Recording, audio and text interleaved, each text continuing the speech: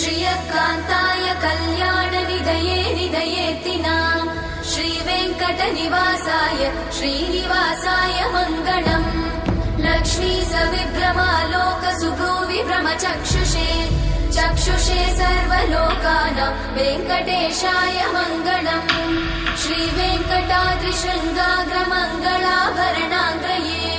मङ्गलानां निवासाय श्रीनिवासाय मङ्गलम्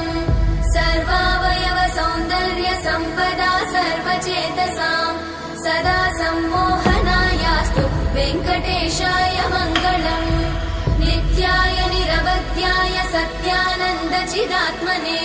सर्वान्तरात्मने श्रीमद् वेङ्कटेशाय मङ्गलम् स्वतः सर्वविदे सर्वशक्तये सर्वशेषिने सुलभाय सुशीलाय वेङ्कटेशाय मङ्गलम्।